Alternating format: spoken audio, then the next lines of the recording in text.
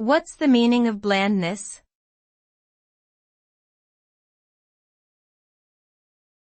Blandness.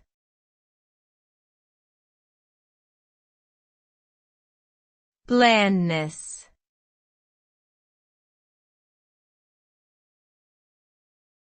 Blandness.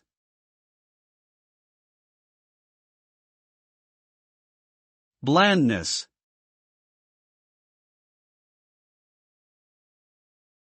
Blandness refers to the lack of flavor, excitement, or interest in something.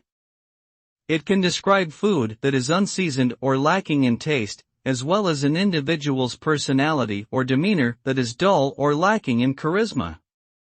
Blandness can also refer to a situation, experience, or activity that is unremarkable or uneventful.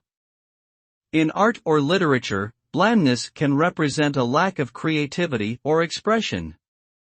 Overall, blandness is often associated with mediocrity and the absence of distinctive or noteworthy qualities. It is the opposite of being lively, flavorful, or engaging, and can be seen as a negative attribute.